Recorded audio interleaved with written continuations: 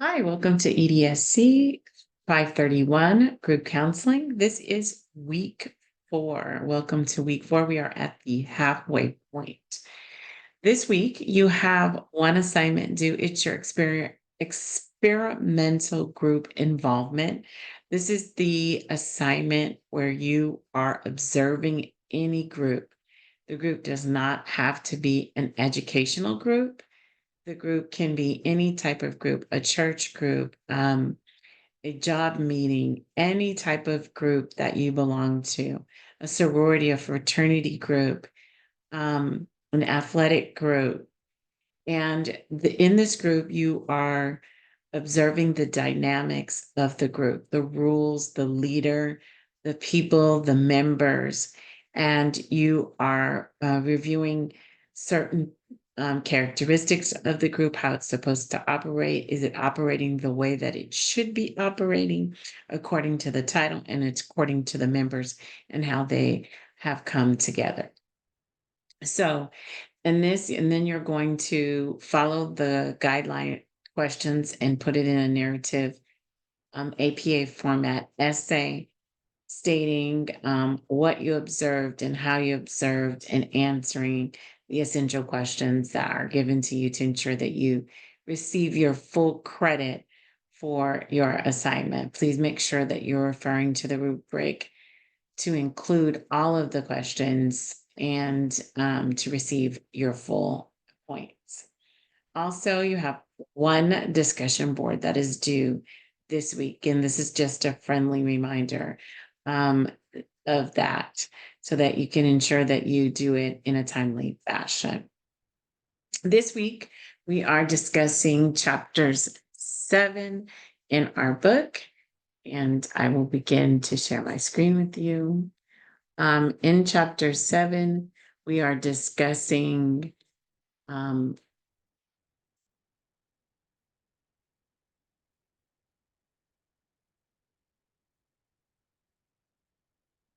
chapter 6 are the essential skills that for leading small groups in schools.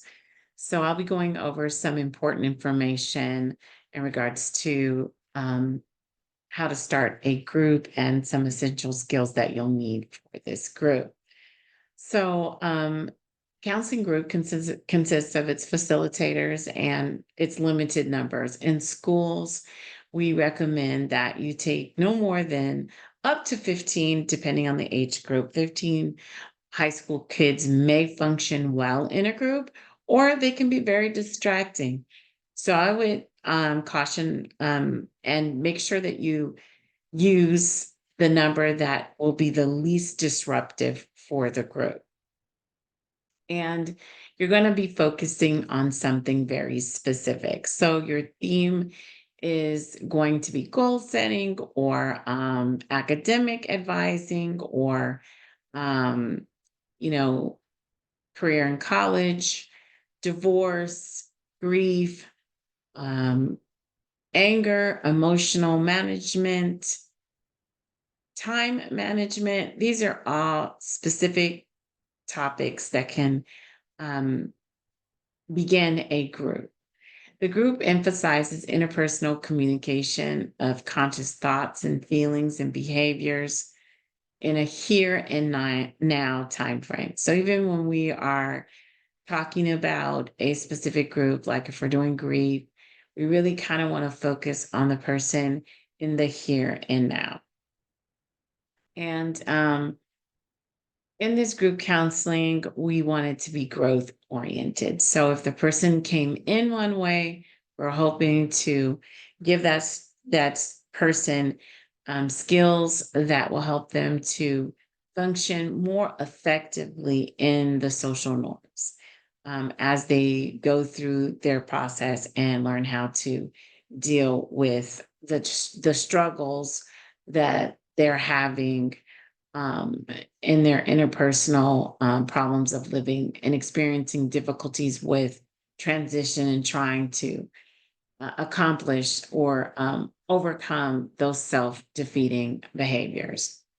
So the goals of the group is to increase awareness and self-knowledge and develop a sense of one's identity, recognize commonalities among the members. So sometimes that's what we're trying to do, help the person feel less alone.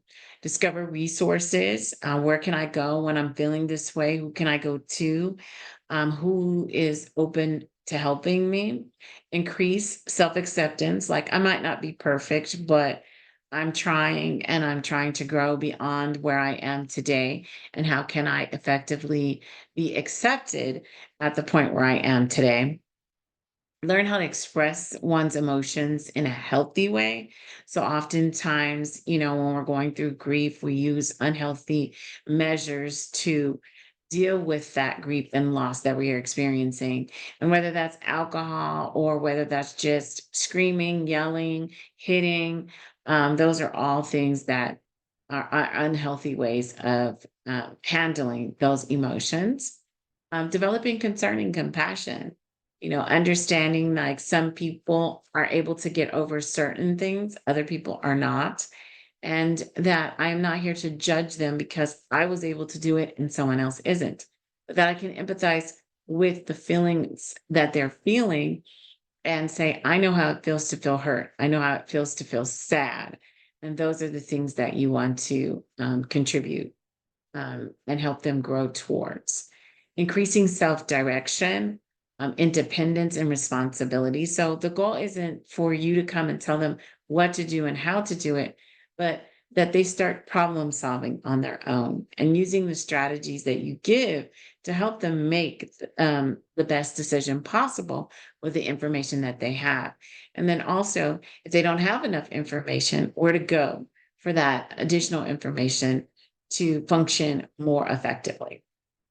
Becoming aware of one's choice and making choices wisely, making specific plans for changing certain behaviors, understanding that social norms don't always allow us to act the way we want to act, that we have to conform to some of the social norms, and that when we're in that environment, it's important for us to conform to those norms and respect those norms while we're there. And that is what we're teaching them in the schools. And clarifying one's values and deciding on whether how to modify them if need to. So in schools, we usually use brief group work, and that is because it is important for us to um, meet the needs of multiple students at one time. So we need to rotate our sessions, within 6 to 8 sessions so that we can open up another group and close groups and work with the issues that are at hand within that school year. We have to set realistic and clear and realistic goals with the members to establish clear and focus within the group structure and maintain an active therapeutic role, and work within that limited time frame that we have of 6 to 8 weeks. Okay, so these are popular so that we can get through them and help the students go out and practice those skills effectively. So here's some attributes that are important that a leader should have. Being present. This is very difficult because when there's so many things going on in the school and you just start your group, it's hard to be emotionally present, especially if something else is going on. You're behind with your data, you're behind with this. So it's something that we as leaders need to ensure that we're ready and present, being moved by the joy and pain of others that they're experiencing when they come to group, because they're looking to us to be models for how to handle that. So if we're having a rough day, we have to be able to say to the students how to manage that in that environment and still be present. Having personal power, and it involves that we are self-aware, that we are confident in influencing others. And if a group leader isn't feeling a sense of power in their own lives, how are they going to be able to empower someone else? So this is important. Courage, just having that courage that I don't know all the answers, but I'm not afraid to go out and try something. I might fail, but that's okay. And just making sure that it's okay to fail, that I can learn from my failures. Willingness to challenge oneself, just making sure that we are challenging ourselves and that we're not staying the same year after year. This is my 26th year as a school counselor, and what I did in my first and second year is nothing like what I'm doing today. So, just making sure that we're incorporating all of the new things that we can incorporate to hold the attention of our students and be able to help them function in this process. Having sincerity and authenticity, uh, qualities of sincere interest in the well-being and growth of others is important. Authenticity entails the willingness to appropriately disclose and share feelings and reactions to what's going on in the group. Knowing my sense of identity. This means knowing what you value and live by these standards, not by what others expect of you. So it's important that we know what we stand for because many people will challenge us and challenge our belief systems. And so just understanding that this is what is expected, this is who I am, and you know that I don't expect that. I have that expectation from you when you come into this group and not wavering, dismissing if they're not able to maintain that. Effectiveness and inventiveness and creativity. A group counselor should avoid getting trapped into ritual techniques and program presentations. So, always kind of changing things up, making sure you're using all the modalities of learning as you are entering in to teach a skill to keep your students engaged and wanting to learn from the group process. Committing to self-care. This is really important. Taking care of yourself so you show your students how to take care of themselves. Having a commitment to acquiring habits of thinking and action that promote wellness. Self-disclosure is something that comes up often in group. How much should I disclose to my students about my personal life? So, what to reveal and when are the factors in determining the appropriateness of self disclosure centers on how much to reveal. It's not uncommon to err on either extreme, disclosing too much or too little. I think it's important to let them know that you're human and that you struggle as well, and that you come across challenging things as an adult and in this life, and that letting them know um, little information about yourself helps them to understand that you're struggling as well, but you're constantly seeking answers. Here's some skills that the group leader needs to have. Active listening involving paying close attention to the speaker and sensitivity to what's being said.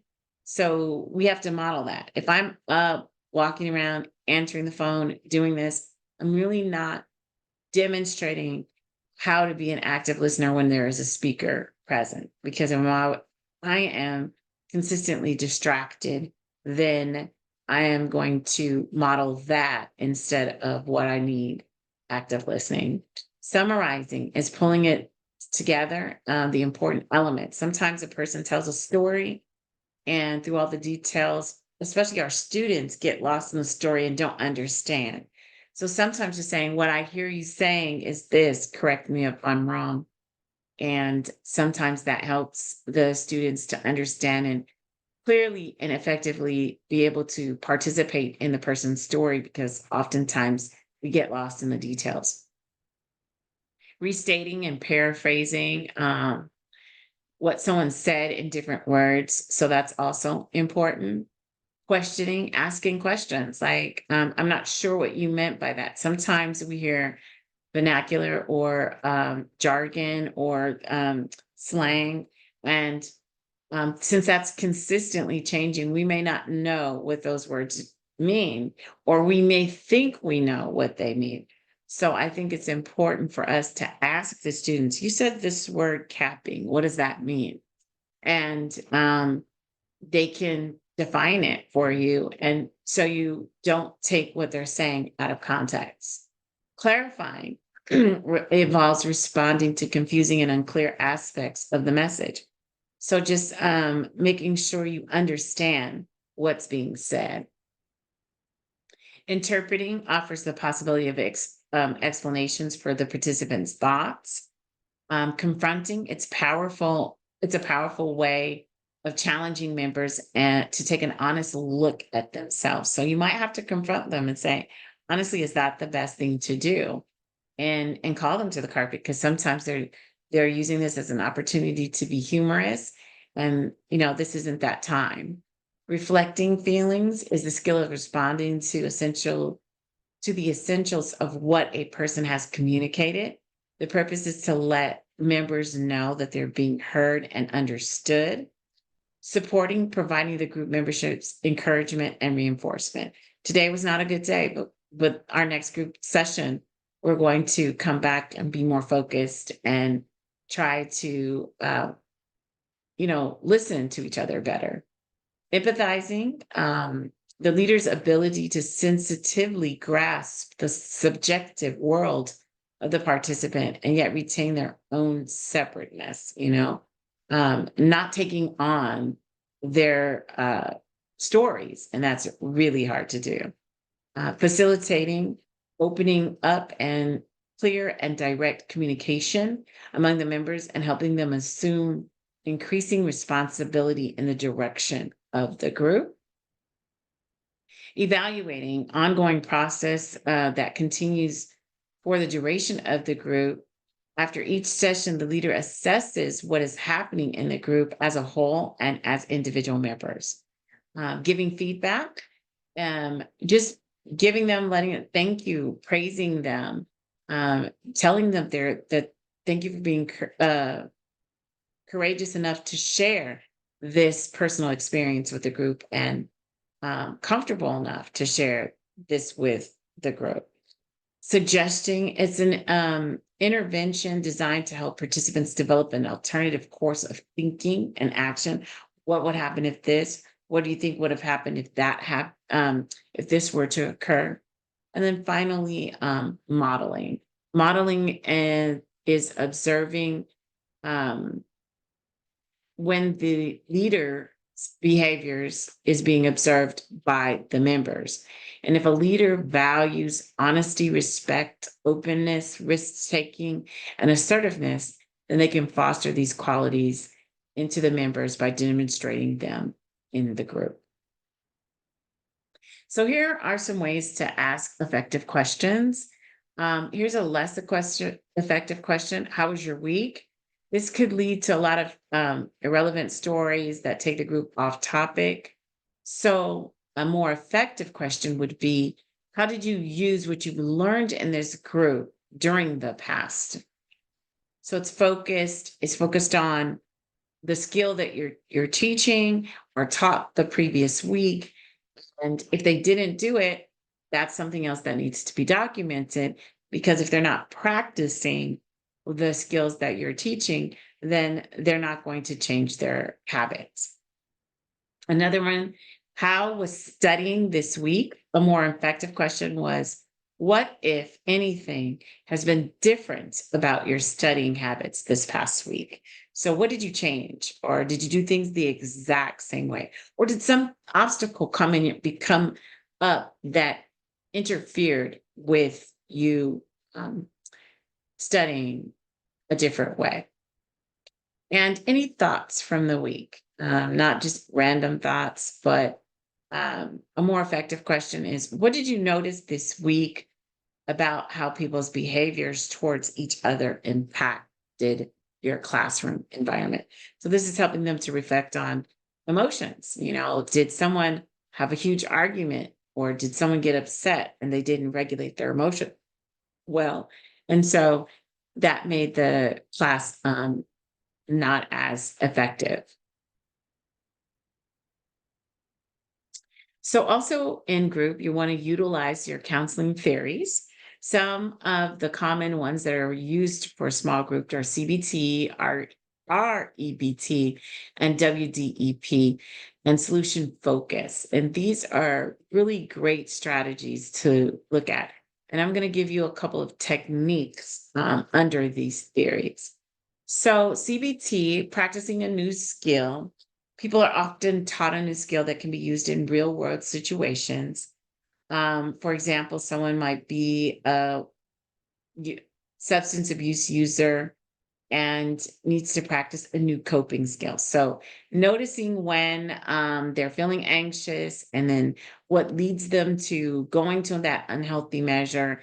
And so, what was their new coping skill? So, obviously, in the previous class, we have talked about coping strategies, and then hopefully they used one. Maybe they counted to 10. Maybe they went for a run. Maybe they drew, read a book, something to get their mind off of wanting to go back to using that substance. All right. Goal setting. This can be an important step in recovery from any type of mental illness and helping you make changes to improve your healthy life. For our kids, it'd be anxiety, stress. Those are mental health illnesses. And so you want to strengthen your goal setting. So what did you do to decrease those feelings? What strategy did you use? And how did you set that goal? Some more journaling and actively scheduling, challenging cognitive distortions. So we always develop these negative thoughts, and they're inaccurate sometimes and negatively biased.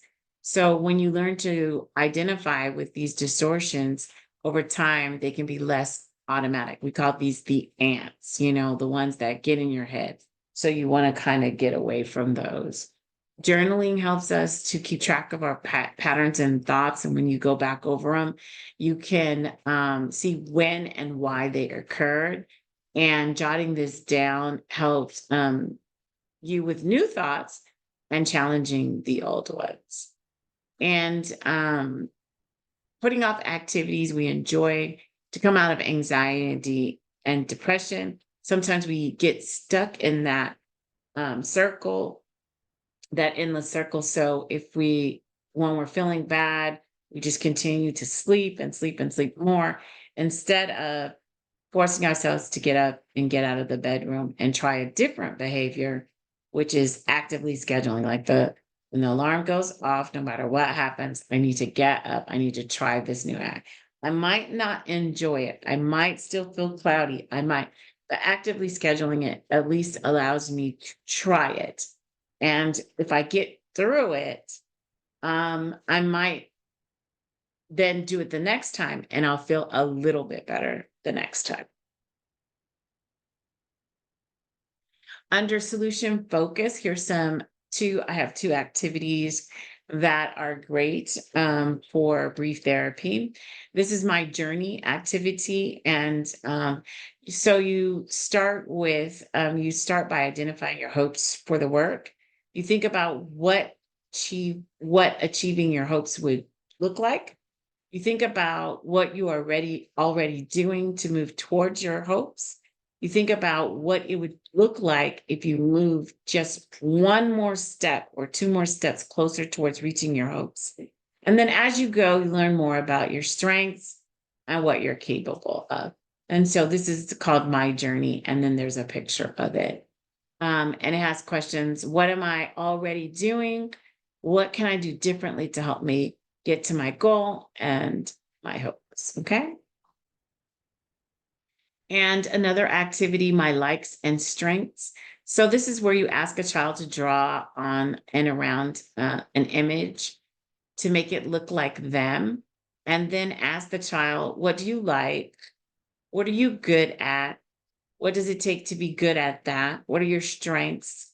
What are you most proud of? And encourage the child to add drawings to the descriptions to their pictures.